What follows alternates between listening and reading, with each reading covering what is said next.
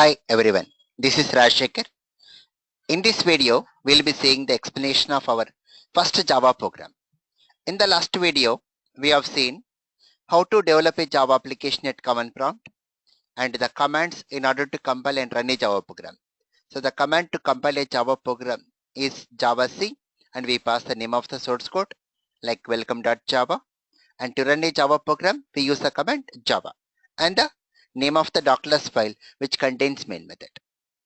So always remember, whenever we compile a Java program, depends on the number of classes present in the program, that many dockless files will be generated, and we can run only dockless files which contains main method.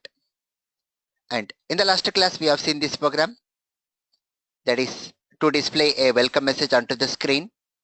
So I have given the line numbers for every line of this source code in order to elaborate about every line.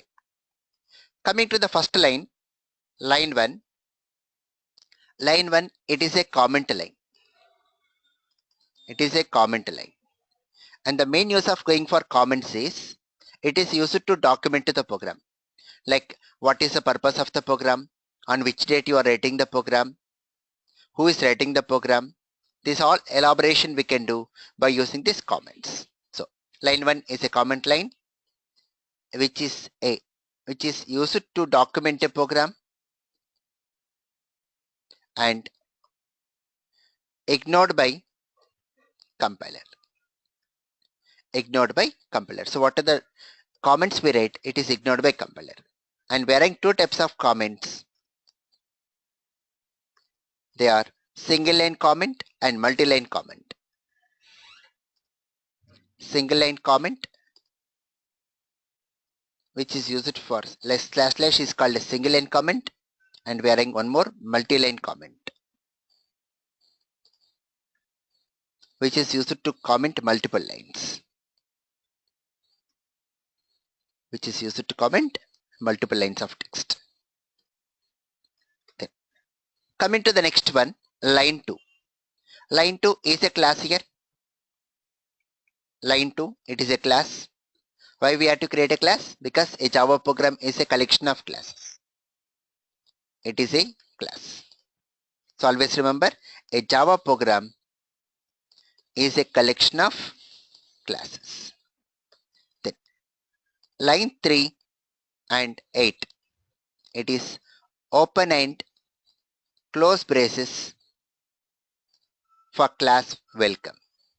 So the scope of your class begins at line 3 and ends at line 8. So the scope in Java is represented by using curly braces. Then the very important line, line 4, that is public static void main string array args. Let us understand more of this line. So before we enter into this line, let us understand a very important term called as JVM. Very important term called as JVM. And JVM stands for Java Virtual Machine. JVM stands for Java Virtual Machine. When we download Java and install Java on our machines, it comes with two applications, that is JDK and JRE, Java Runtime Environment. JDK is used for developing Java applications and running the Java applications, and JRE is used to only run the Java applications. It is required only for running the Java application.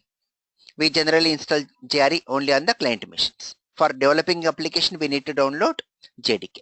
So when we download JDK, it even comes with JVM along with the class libraries. So the JVM main role is, in order to execute a Java program, we make use of JVM. So a Java program is executed on JVM. So you can say like JVM acts as an interface between Java bytecode and operating system. When we compile a Java program, it generates Java bytecode, which is platform independent. In order to run the Java bytecode on operating system, we make use of JVM. Then when we run a Java program, the JVM looks for main method inside the class. Why main method? The main method is the entry point to run a Java program. So when a Java program is executed, JVM looks for main method in the class. JVM looks for which method? Main method in the class. Why main method? Main method is used to run a Java program. Main method is used to run a Java program and acts as an entry point to run a Java program.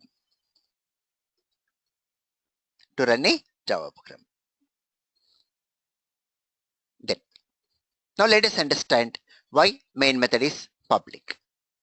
So why main is public is, here in this one, public is called as an access modifier. We'll be discussing about public much more in future recordings when after completion of Java packages. So as a small overview, public is an access modifier.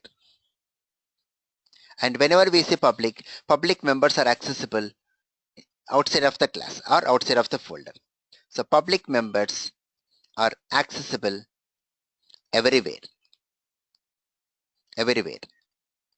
Means within the class, outside of the class, or outside of the folder. Anywhere we can access public members.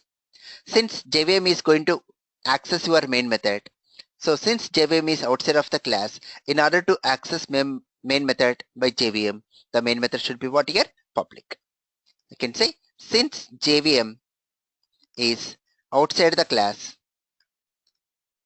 or folder, you can say outside the class or folder, in order to access main method by JVM, main method should be public. Main method should be public. Now the next one, why main is static? Why main is here static?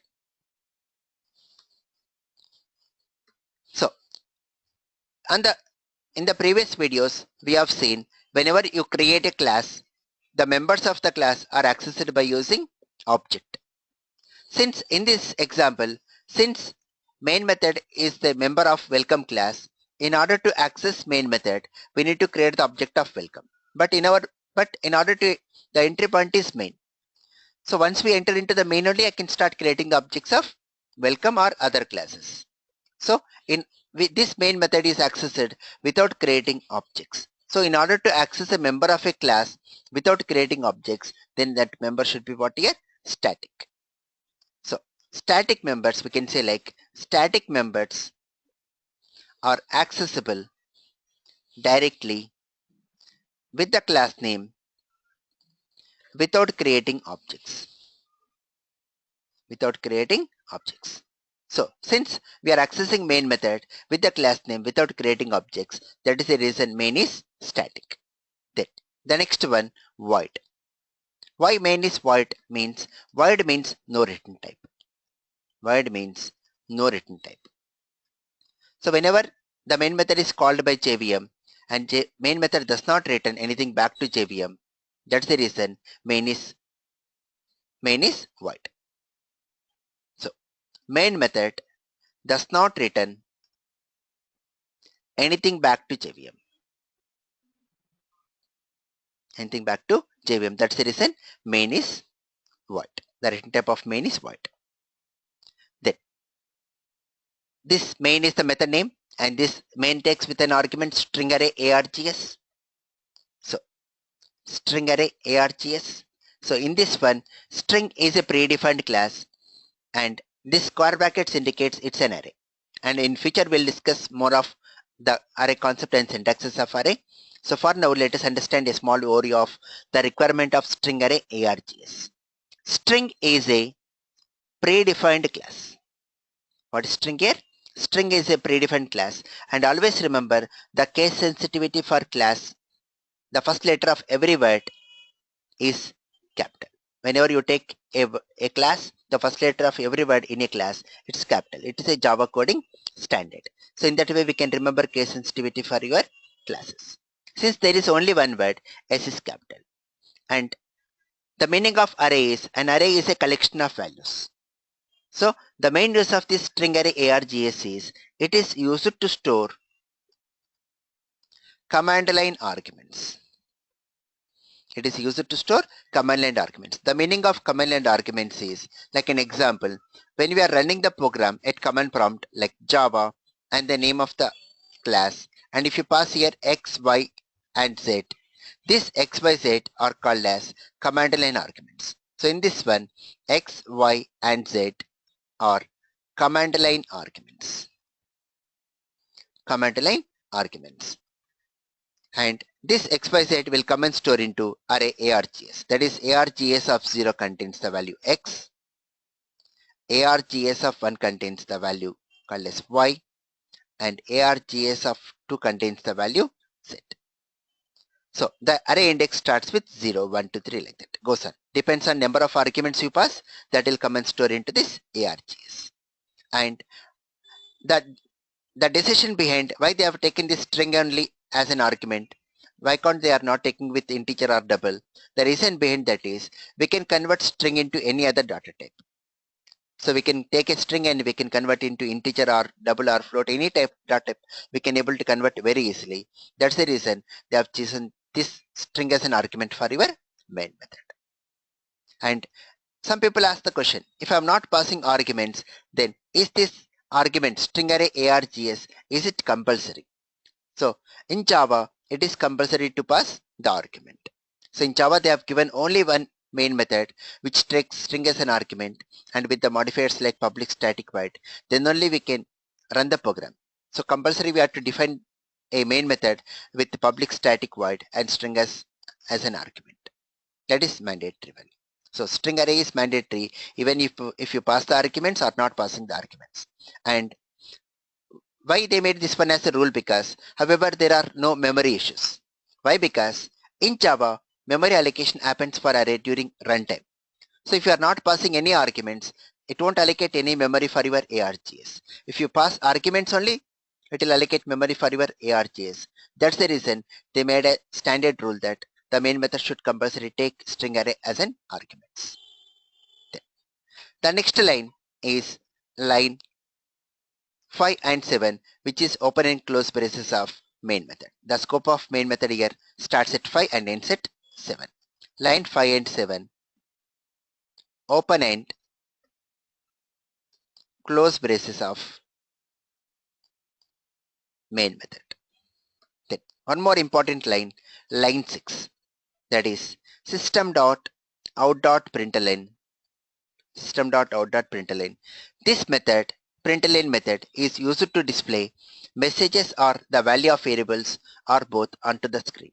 So whenever you want to display some messages or value of variables or both onto the screen, we have to make use of system.out.println. So you can say it is used to display messages or the value of variables or both onto the screen.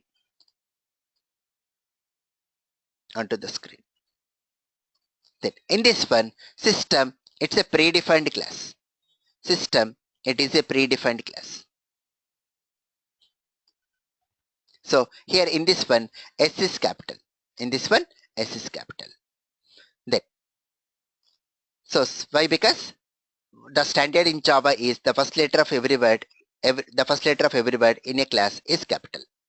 Then out, this out, it is a data member of system class. Some people say that out is a object of system class, which is a wrong concept.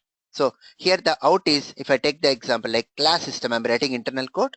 If I take class system, the class system contains a data member called as out. Out acts like a data member, a property of class system. And this out is of type print stream. So that means out is an object of class print stream. And since we are accessing out directly with the class name, so when we access a member of a class directly with the class name, that member should be what here? Static. So this print out data member, which is of type print stream, it is of type static. So you can say like what out? It is a data member of class system and it is an object of class print stream. It's an object of class print stream, and it is static. Why it is static? Because we can access the member of a class directly with the class name. That's the reason they made this one as static. Then the next one, println method. Since out is accessing this println method, so only the object of a class can access the members of the class, and since out is an object of print stream class, so println is a method of print stream class.